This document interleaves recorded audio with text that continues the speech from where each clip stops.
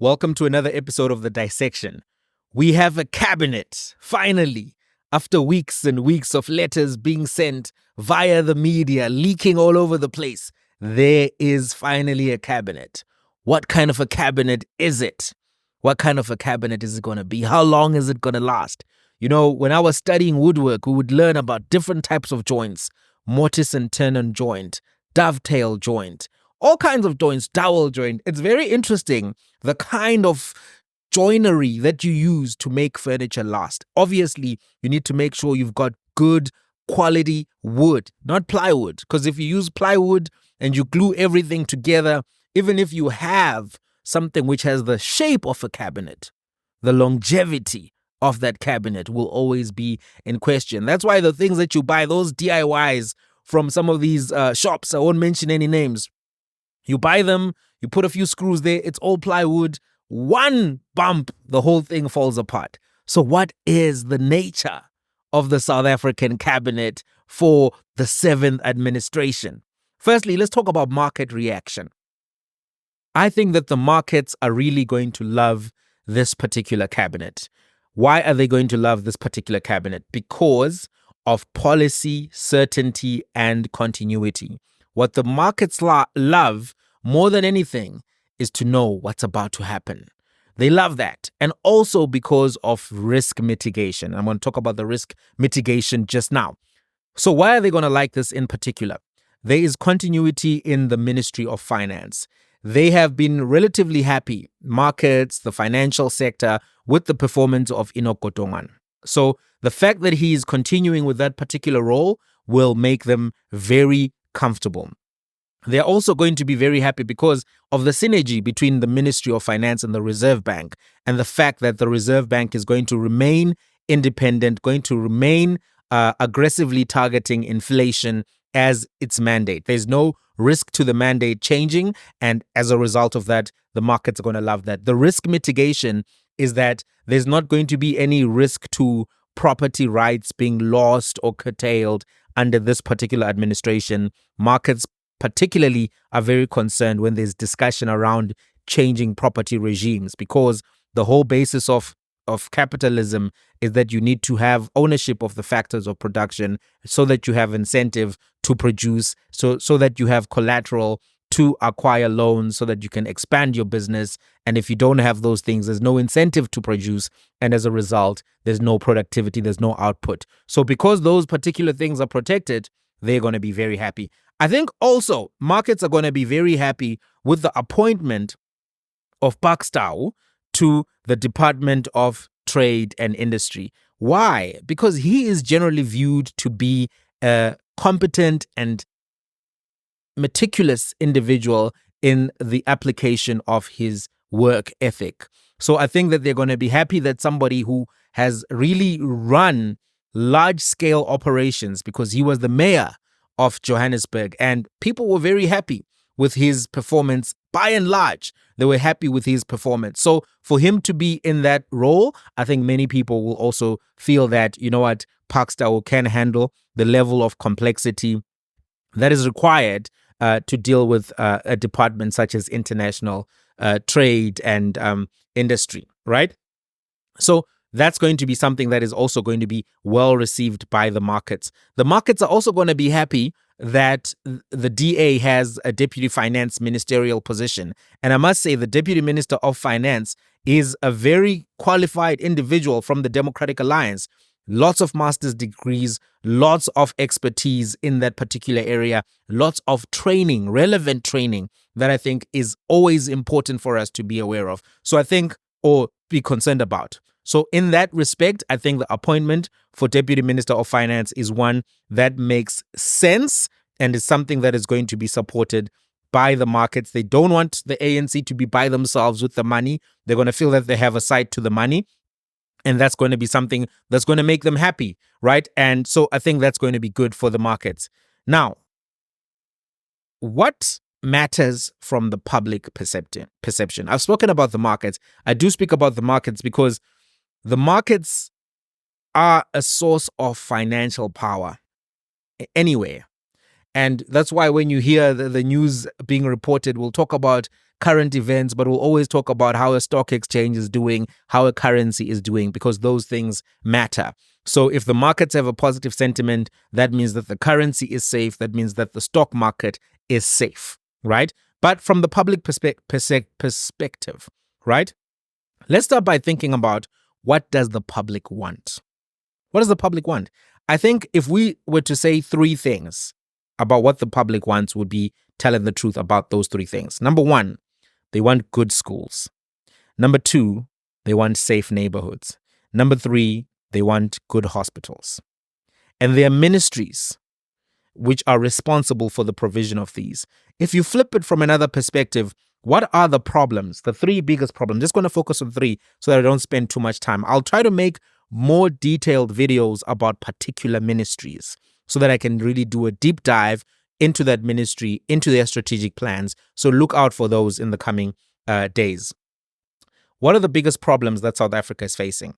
I'm going to use the World Economic Forum Global Competitiveness Index as a metric of measuring this, right? The 2019 one was the last one where they would directly rank countries in comparison to each other. According to the World Economic Forum Global Competitiveness Index, that thing, whenever I want to say it, I got to slow down, I got to look at it like it's a high jump. I'm like, here we come. WF. World Economic Forum Global Competitiveness Index. 2 ticks. Right, let's go. What does it say are the problems? Number one, crime. Crime was South Africa's most significant challenge, where South Africa was ranked the lowest, right, in the ranking. So the competitiveness index ranks 141 countries in comparison to each other. When it came to crime, South Africa ranked 135th. When it came to health, South Africa ranked 128th. 118th. And when it came to education, South Africa ranked at 109. So you can see those are low rankings. In comparison, the overall ranking of South Africa was 60. The ranking of the financial sector, for example, was 19th. So there are discrepancies. And when you look at the financial sector, you see 19. You say, okay, the financial sector, lots of good things happening there. That's not a crisis area for South Africa. But crime, definitely a crisis area. Education, definitely a crisis area. Health, definitely a crisis area, because the life expectancy of 57, right, is not a high life expectancy and speaks to a variety of issues that are happening in the health of South Africa. And if you look at the mortality and morbidity reports that are published periodically by Stats SA, you'll see that there are big problems with lifestyle diseases such as diabetes, big problems with alcohol consumption related diseases, and there are big problems as well with a variety of things that are creating challenges to the healthcare system. So there are a variety of challenges in healthcare, and those require robust intervention from the government. Where are the gaps? Understanding where the gaps lie as well can be very useful in thinking about how to solve particular problems or how to maximize opportunities. In business management, you do what is known as a SWOT analysis. A SWOT analysis is where you look at strength, weaknesses, opportunities, and threats. And here, when I'm talking about gaps, I'm basically saying, where are the opportunities for there to be growth? Number one is in manufacturing. South Africa does not manufacture as much as it could in terms of tertiary goods. And that's a space where there can be a lot of stuff happening. For example, in terms of total manufacturing output, textiles are at 4%, right? And that's something that South Africa should be able to access readily and be able to provide to the market, because people wear clothes, they all of that quite commonly, every day actually, they wear clothes. There has never been a day in the history of humanity since where people were not covering up, right? So textiles are an opportunity. Also for furniture, total manufacturing output, only about 4% of that is from furniture. So a lot of textiles are being imported. A lot of furniture is being imported. Household appliances, that's, I think, at 2%. So you can see that there are opportunities in manufacturing that exist to actually create jobs, which is what everyone wants to do, as well as to grow the economy. So that's one of the areas. The other area where there's a big gap is in small business funding. Remember, I spoke about how the banking sector is ranked 19th overall. When it came to small business funding, South Africa was ranked at 96th. When it came to venture capital funding, South Africa was ranked in the 77s, thereabouts. So what that shows you is that there's a big discrepancy in support for small businesses, support for venture capital, which will create the kind of startups that then become disruptive. There are opportunities there. So what are the needs from a good and robust cabinet? What would make South Africans say the cabinet did well? If the quality of schools can improve, many people will say the cabinet did well. If the educational outcomes of those schools can improve, people will say the cabinet did well. If the murder rate goes down, the rate of gender-based violence goes down, if the rate of robberies, be they house robberies, business robberies, car hijackings, all of these types of crimes go down, people will say, the administration did well. And if you fix those three things, you will be able to have a growing economy, because crime has such a suppressing effect on an economy. But of course, there are so many areas of government, right? There are no small ministries, no big ministries. All ministries matter, even though some get different budgets. And if you had enough budget, ideally you would make sure that all ministries are well funded to be able to deal with all of the needs of a particular nation. But those three, I think when we think about it from a public perspective, we can agree that those three definitely matter. Right. Having put all of that into context, we looked at the markets, we looked at how the public should be thinking or approaching this. Just some hot takes. Just some hot takes in terms of some of the appointments. Right. Where do we start? Let's start with Gwede. Gwede Mantashe is going to be Minister of Minerals and Petroleum Resources, right? Still very important portfolio. The mining sector is still one of the biggest sectors in South Africa. Of course, there are many people who are not going to be happy with this because he has really tried to push for reforms that the mining sector was not ready for. But he's going to remain in his position, but not entirely with the same powers that he had before, because now electricity and energy have been merged. So Kgosi Enzo Ramaphosa is going to have more responsibility in that respect. And that basically means there's been a bit of a dilution of the Ministry of Minerals, right? That's a dilution, a little bit of a demotion.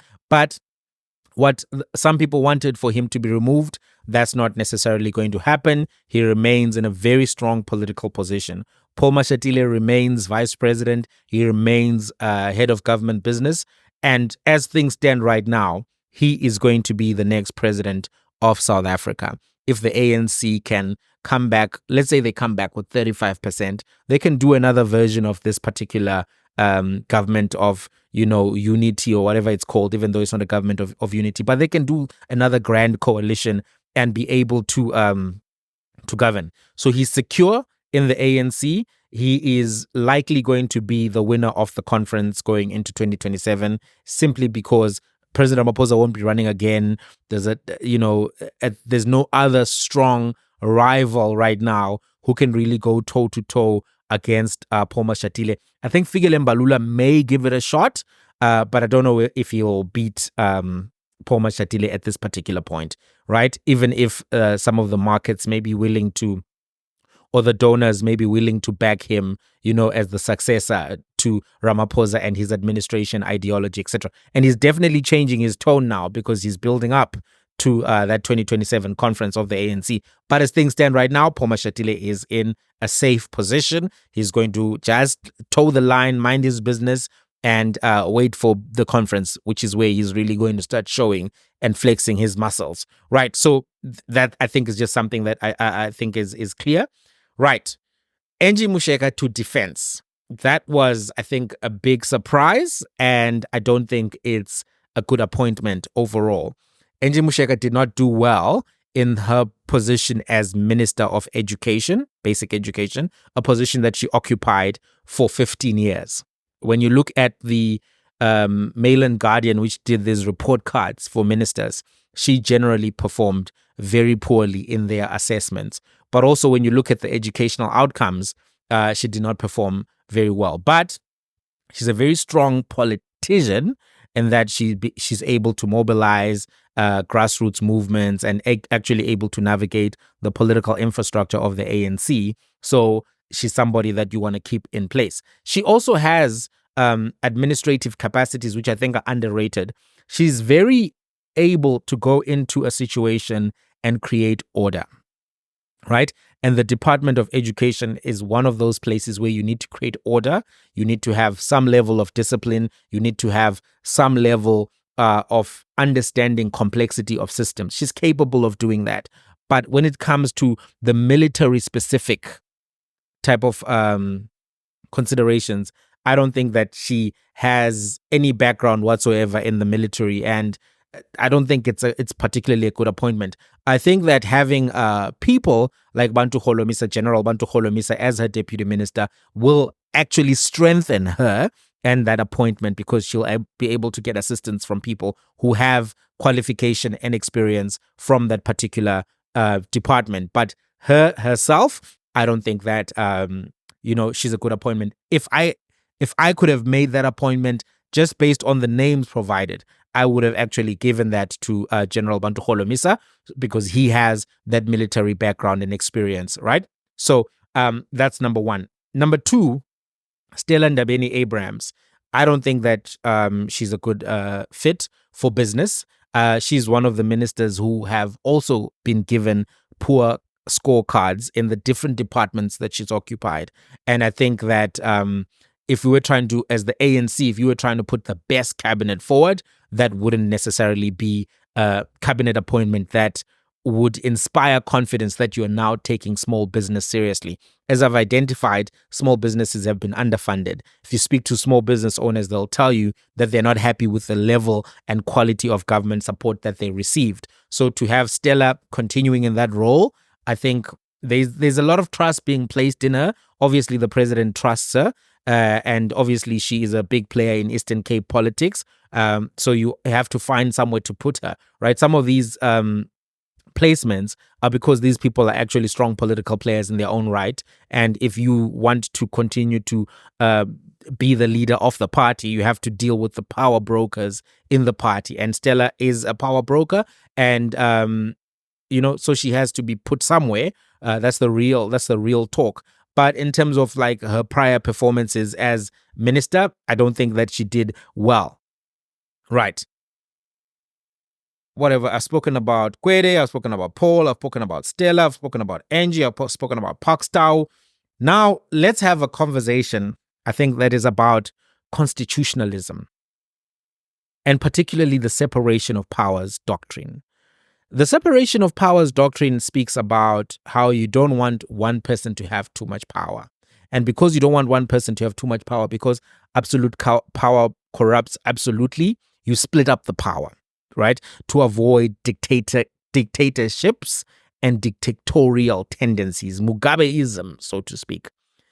There's something here that needs to be discussed about a super presidency. Now, where am I going with this? As things stand, the state security is now managed from the presidency, the intelligence, and that is under the ministry in the presidency led by Khumbudzo Ntshavheni. Then you have energy and electricity also within the presidency under Cyril Ramaphosa. Then you have planning, monitoring and evaluation also in the presidency under Maropini Ramaphosa. Then you now have public enterprises under the presidency, under the president.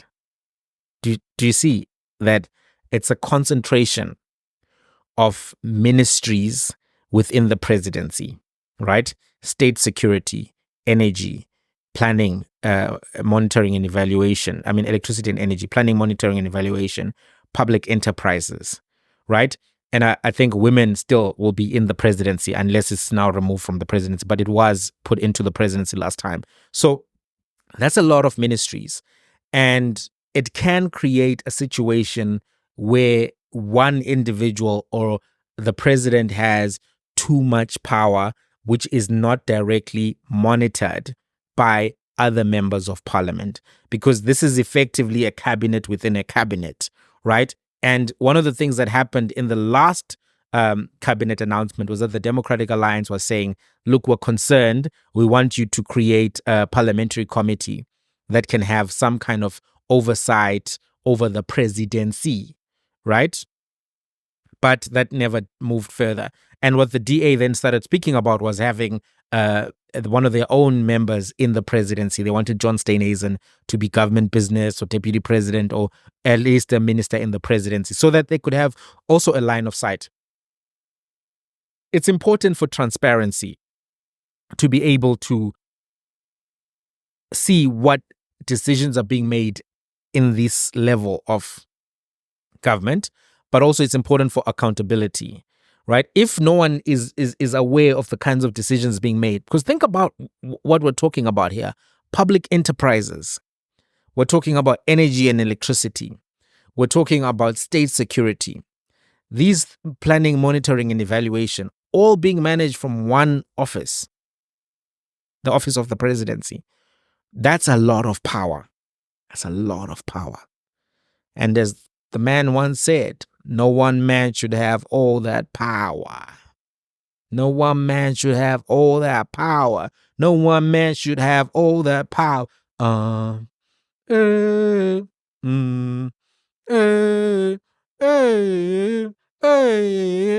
living in that 21st century. Right? You know that reference? Do you know that reference? No one man should have all that power. So it's something that people should be thinking about. It's something that people should be concerned about, that super presidency. Let's talk about NHI. It does seem as if by appointing two medical doctors who have been in the healthcare space, right? You've got Dr. Aaron Motsoaledi, you've got Dr. Joe Patla in the Department of Health. I think that this shows a commitment from President Ramaphosa to go ahead with the NHI and to roll out the NHI in this administration. And I think that's going to be a point of conflict between him and the Democratic Alliance. It's going to be a point of conflict between him and the markets. The markets were not happy about the NHI, right? They're happy right now that, EFF and MK are not in the cabinet. They're happy that there's no radical economic shifts. They're happy that there's no change in the monetary policy, in the fiscal policy of South Africa. But they're not going to be happy about this NHI bill. And there are some real concerns about the NHI bill and how this fund will be managed and all of that. But you have two doctors who have been assigned to this, and Dr. Aaron Motsoaledi is one of the people that President Ramaphosa trusts and gives big appointments, big responsibilities. And he's someone who jumps onto a job and aggressively pursues that particular job. So this likely means that we're going to see more work being done within that NHI bill to make sure that it comes into play. On best case scenario, healthcare improves in South Africa. It's a big issue. Remember, we spoke earlier about how healthcare is one of the biggest problems facing South Africa. Worst case scenario is that this becomes a massive corruption, space, and you then begin to see a deterioration in quality of healthcare, and then you also begin to see an exodus of doctors. Doctors have been leaving the UK, which has its own version it's called the NHS, right? And the waiting times have really started getting super long. People are waiting for weeks, sometimes months, for medical procedures that require a specialist, and they're also waiting for very long periods of times just to see a GP. Those waiting times are now making people go to other countries in Europe to actually go and get medical treatment and consultation. So it's a very tricky policy to implement. I've made a video specifically about that. You can find that on my wall on the YouTube page. So NHI does look, though, as if it's going to be in full motion. Let's talk about qualifications. This is something that I think is important when we're talking about execution of a cabinet. There are some people within the Democratic Alliance who I don't think are qualified for their cabinet positions. For example, Ministry of Agriculture. Right, commercial farming is a very complicated sector, and it requires you to have an understanding of farming. It requires you to have an understanding of agribusiness. It requires you to have an understanding of business in general. And it also requires you to have an understanding of everything that is happening in the small holding farming space. These are very technical issues. It's not just like you can just get 4 guys who will just brief you and then you can go. Oftentimes, you need to have expertise. I don't think that we should treat agriculture as if anybody can just rock up from a supermarket and then all of a sudden start being Minister of Agriculture. I think that there are serious questions that have to be asked about the qualification of John Steenhuisen as Minister of Agriculture. I think that there are serious questions that also need to be asked in respect to Dean McPherson for his public works appointment. Public works deals with infrastructure. It deals with government accommodation. It deals with a variety of things which require you to have qualifications. These 2 men are underqualified for these particular cabinet positions. People will say to me, well, Jacob Zuma was president. He didn't have qualifications. But you complained about that. You complained. When Jacob Zuma was the president, people were laughing at him. And they were consistently raising the fact that he doesn't have an education. And they were attaching that critique or criticism of his lack of education to the underperformance of his cabinet. People have also said, well, the ANC has got lots of ministers who are underqualified. But you said that was a problem. During elections, everyone was saying, we need qualified people. You said it's a problem that people occupy these posts without an understanding and training and expertise. At some point, even Fikile Mbalula said himself, he said, no, I had no business being in this particular ministry, that other particular ministry, because I didn't know anything about those ministries. He said it. So from the ANC side, you have the Secretary General of the ANC saying, we need qualified people in certain positions. And then from the DA side, you have people saying, we need meritocracy. We need meritocracy. We need expertise. You would never agree to a person who was a street vendor becoming Minister of Finance. You would never agree to that. You want an accountant. You want real qualifications, especially now. You want that. So I think we have to be honest about this qualification conversation if we're going to see expertise. Of course, you can be qualified and corrupt. You can be qualified and lazy, right? Because maybe you worked hard to get the degree, then you got lazy. Who knows, right? You can be qualified and egotistical, no EQ, meaning that you can't work with others, can't work in teams. These things are also true. But qualification in and of itself does matter. It does matter. And also experience does matter. Parkstyle is somebody who has lots of experience in running complex operations. He was mayor of Johannesburg. He has experience, right? You do need to be a nice guy. You do need to be somebody who everyone can work with, right? Somebody who understands HR. But you do need qualification. I don't know why people are acting like qualification doesn't matter. Some of these DA guys are not qualified. But Dion George, wow. I've got no criticism. That man is qualified. I would have actually swapped it around. I would have made Dion George Deputy Minister of Finance, simply because I think his financial expertise is off the roof, right? So I would have put him there. That makes more sense for him, but I don't know why they didn't put him there. in any case, that's where I would have placed him. Very qualified, lots of experience as well, dealing with money. And even if you look at his CV, you can't say, no, this guy, I'm worried that he doesn't know what. Some of these people are very qualified. Let's talk about the Minister of Higher Education. I have a concern that both the Minister of Basic Education and Higher Education come from sociology backgrounds. I think, or Bachelor of Arts backgrounds. I think there's a need to have a STEM qualified educator in these spaces, because the challenge is in maths, it's in physical science. You're introducing coding, but that's a side point. The main point is this. They are qualified people in the cabinet. Let's look at Dr. Nobuhle Nkabane, right? National Diploma in Commercial Administration, Business Administration and Management from the Durban University of Technology. Diploma in Youth Development and Youth Service from the University of South Africa, 2009. Bachelor's degree in Humanities, 2011. Bachelor of Administration honors degree, and then Masters of Administration, Doctorate of Administration from the University of KwaZulu-Natal. She also did compliance management program and an NQF qualification in executive business development from the University of Stellenbosch. Postgraduate diploma in labor law from the University of... Come on. Dr. Nobuhle, you are a fundi. You have done the things. What can I say? There's nothing to say.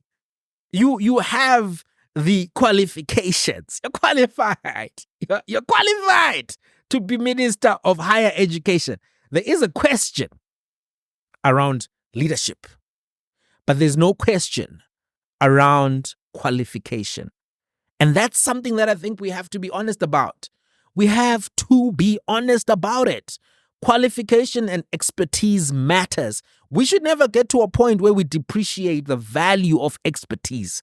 We've come to a situation now where you've got people writing legal articles who didn't go to law school. They've got no legal qualification whatsoever, but they are writing and informing people about issues of the law, technical issues. I'm uncomfortable with that. I think that it's a problem to do that. And I think that the DA has got 3 excellent ministers who are qualified. Actually, 4 of the 6 of their ministers are qualified and educated, and I value that. There's no way that we can be telling kids to go to school, and at the same time, we're just saying anybody can walk in from a supermarket, from a spaza shop, anywhere, just become a minister. Minister of... Guys, what are we doing here? Are we trying to have a world-class government or not? What's happening, right? So when we're talking about this particular issue, now, Siviwe Khwarube, this is her qualification, BA degree in law, politics and philosophy from Rhodes University. She's very young, age 34, lots of upside for her, right? So I think I'm mispronouncing her surname. Let me try again. Siviwe Khwarube. I think I said it right this time. Yeah, I don't mean any disrespect, right? And she's worked within the DA. She was employed as the leader of, in the office of Lindiwe Mazibuko. Then she worked as head of ministry in the Western Cape Department of Health, right, under the provincial minister, Noma French Mbombo. And then prior to her election to parliament, she was the DA head of communications. And obviously, she has risen astronomically within the DA. She was able to become chief whip.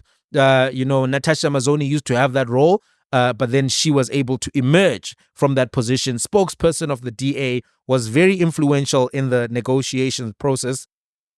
And as a result of that, she has a ministerial position. Now, that's some expertise, right? That she comes in there with.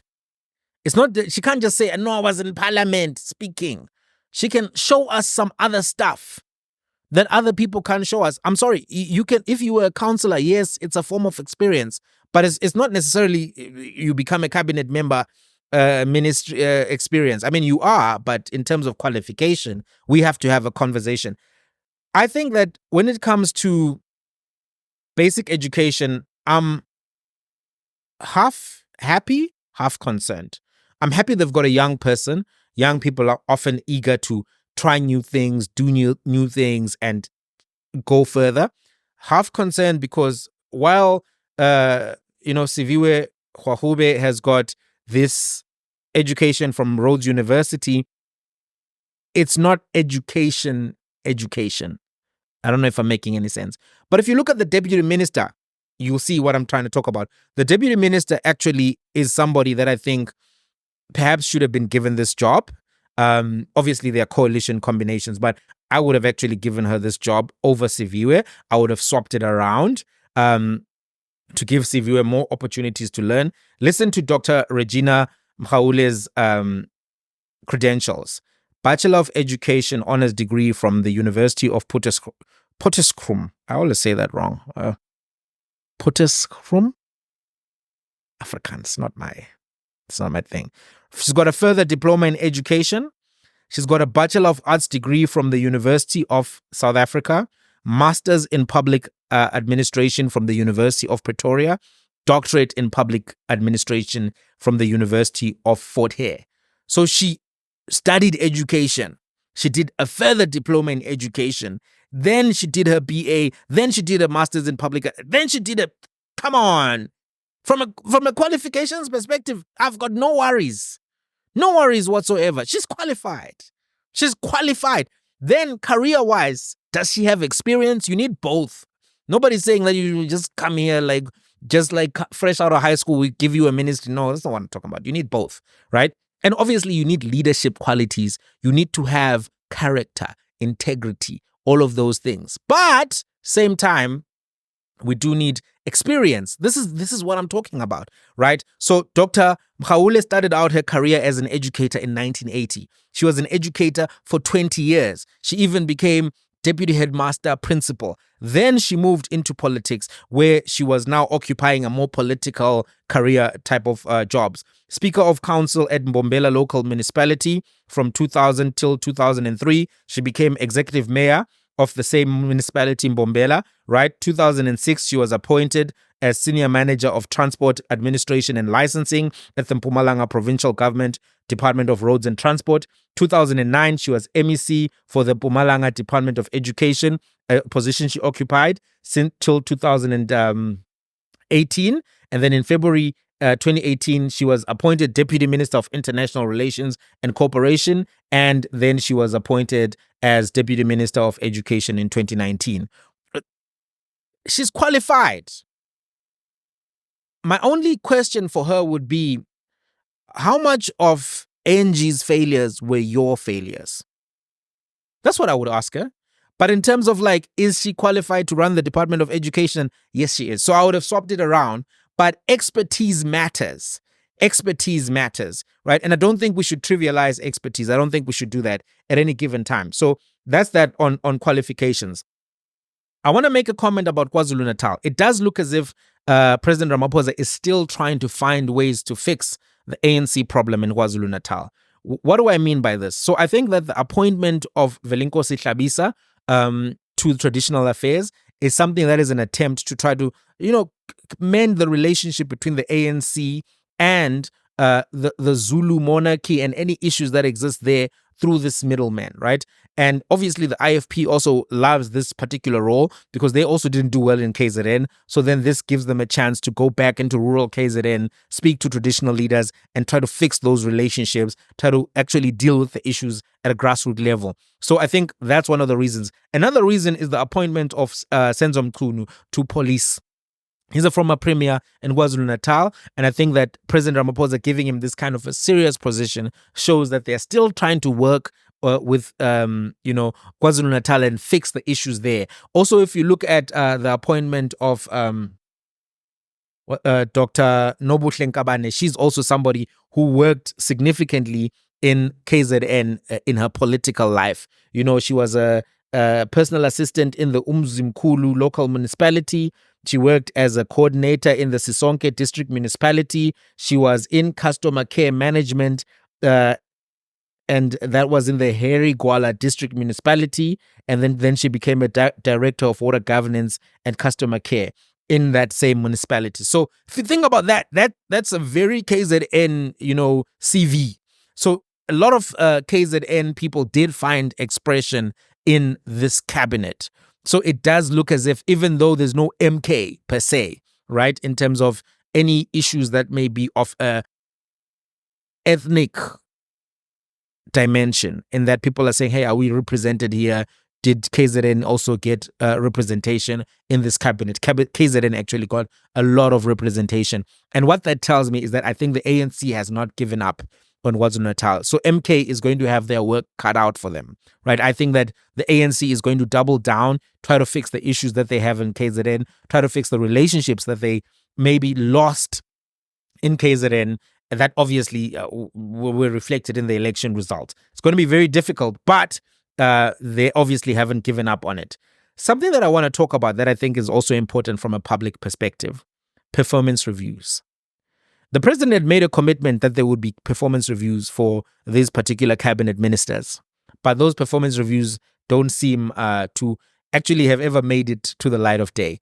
And the DA used to ask questions about these performance reviews. You know, the DA was actually raising lots of issues about performance reviews. In 2023, the DA in an article said that they want the public to have full access to the performance of ministers and their deputy ministers.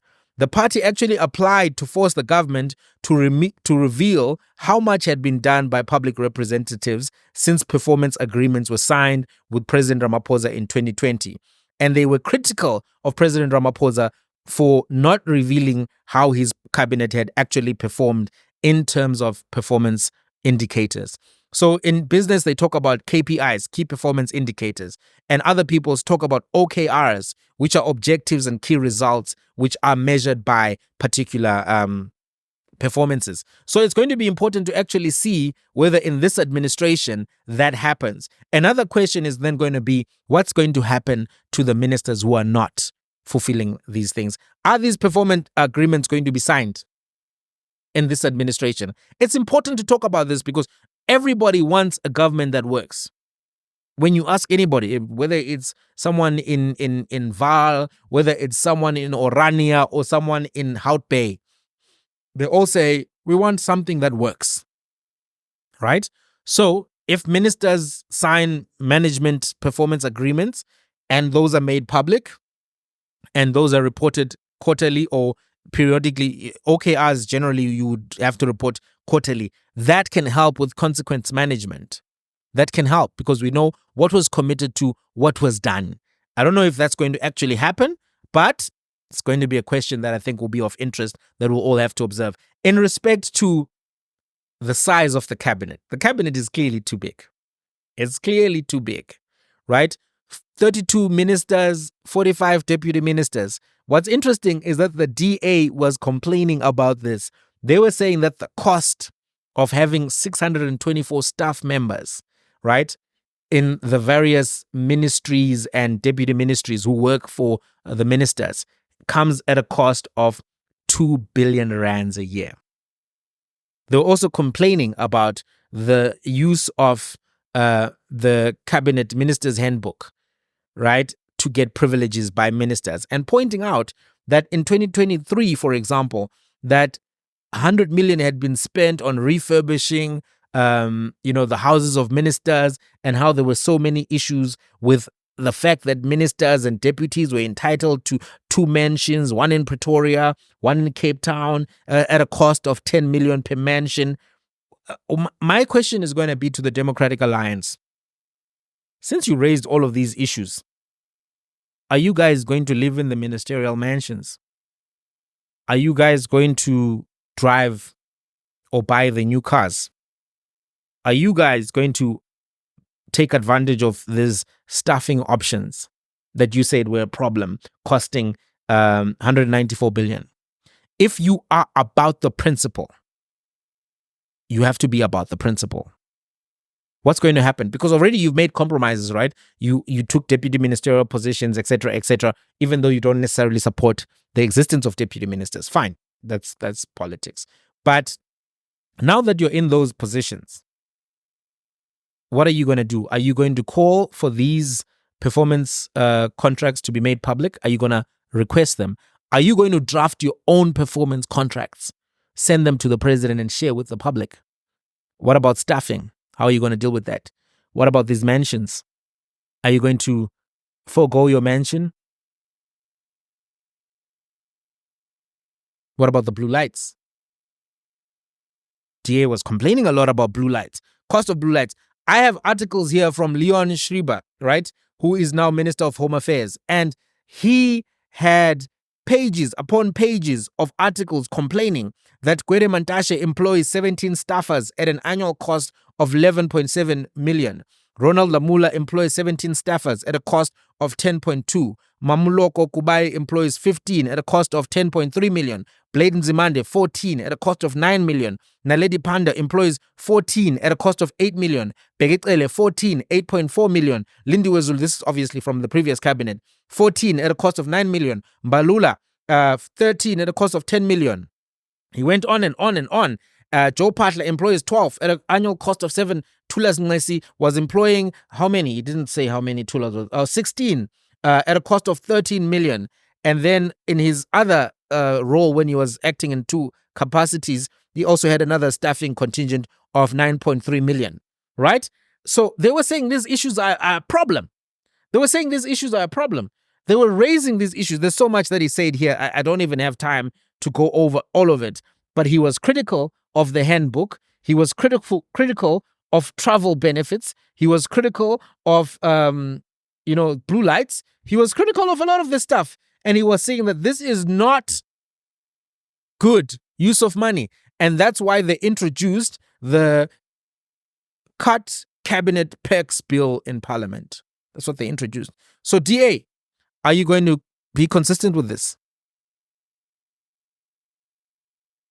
Are you? Let us know. Let us know. We will have to see how you do. We will have to see how you do. Now, what's the last thing that I want to talk about? I don't want to make this episode much longer than it already is. I've addressed the contradictions. I think that we are now in the honeymoon period for this particular cabinet. We're in the honeymoon period and the markets are going to be happy. The public is going to be looking at various things, right? But that honeymoon is not going to be forever. And we have to think critically and carefully about different roles that everyone has. And even you as a member of the public, I'm going to make a video explaining to you how you can exercise accountability mechanisms even at an individual level as a citizen to hold cabinet ministers to account. I forgot to mention one person that I think is going to be of interest in this cabinet, Gayton McKenzie. He's a very ambitious man. Gayton will tell you, I'm here for power. What do they say? Ons Paisani.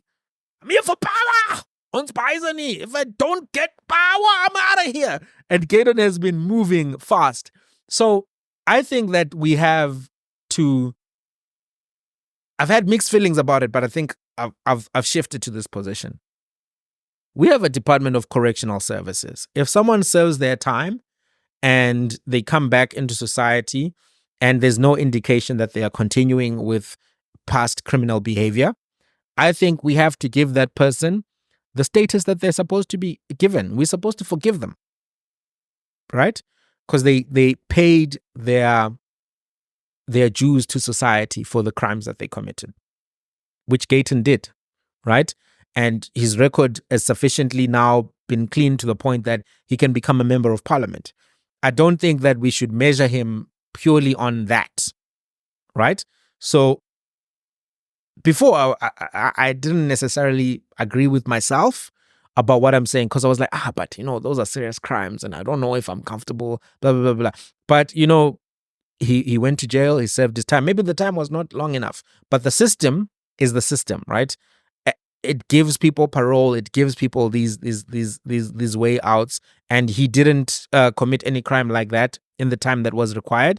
And as a result of that, he's able to become a fully functioning member of society again. So I think in that respect, we have to give him that deference, right? He did go into communities, work on educating kids, try to keep them out of crime, wrote the books with Kenny Kunene, etc. The only problem with these guys is that they've been so flamboyant, eating sushi on naked ladies and all of that stuff. So some of the stuff, you're just like, these larger-than-life characters, are they really out of this lifestyle that they say that they're out of, or are they just now, more sophisticated or whatever? That's part of what is an undercurrent of concern. But aside from that, right, aside from their flamboyance and all of that, they did try. They wrote the books and tried to reach out to kids, etc. And it does seem as if he is interested in reducing the gang activity, violent crime, the loss of young boys to all kinds of mischief. And even yesterday, they were now posting that, one kid who is playing sports is one kid that's off the street and obviously by implication, not likely to join a gang. Gayton is ambitious. He has energy for power, which is where I was starting, right? He wants power. He does, Shem. And he does care about the colored community. He does have passion in general for all of the issues that he... So why am I pointing this out? Why am I saying these things? Is that I think that his story may not be over, right?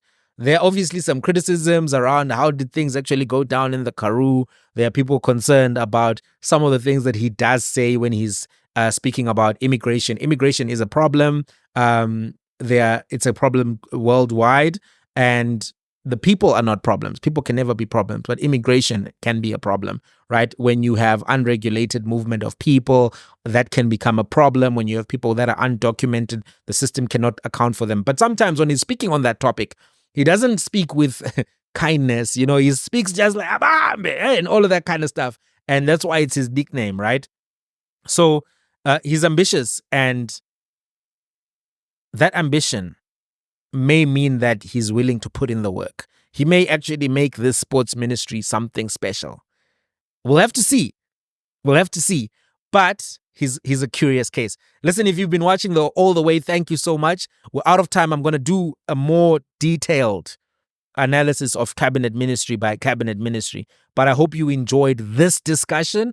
And if you haven't subscribed, please consider subscribing to this channel. It's one of the channels that I think will continue being a voice of honesty. You may not always agree. Please don't look for agreeing all the time, right? We're supposed to debate. We're supposed to reason with each other. That's what it's here for. It's not a cheerleading thing, So if you're MK, don't think that every time you come here, you're going to find MK things. If you're DA, you're not going to always find DA things. ANC the same. So, I'm happy. I've been accused of being MK, EFF, ANC, DA, all in the space of the last 5 or 6 videos. That's great, right? I think it's a reflection that I'm trying to be fair in my considerations and discussions of all of these topics. And I hope that you appreciate that effort and you appreciate the research. We're out here, we're reading books, we're typing things, we're going into the documents, we're taking time. So this is not just like, random. It's I try to make it funny. I try to make it entertaining because this is technical stuff. And if I come here and I'm dry and the opacity of the economic matrix that were released in the blah, blah, blah, that how much knowledge has to be accessible. So as much as possible, I always try to make it accessible. I always try to make sure that there's an energy to the discussion and the presentation, right? So if you haven't subscribed, consider subscribing. We're going to keep trying to do this work. This 7th administration is going to be, I think, one of the most interesting administrations because of the nature of the coalition. Local government elections are coming up. ANC conferences coming up. There's so much that we need to really be plugged into if things are really going to get better. So keep looking out for more content. I hope you enjoyed this one. Please consider subscribing. Double tap if you like the content, and let's meet in the comments. I read as many of the comments as they are. Some people don't agree with me. Some people agree with me. Some people love the content. Some people are like fighting with me in the comments. That's good. Thank you for engaging. I'm really paying attention to everything and trying to do a better job so that we can spread knowledge, we can get more informed and make better decisions. That's part of what this channel is about. Till the next one.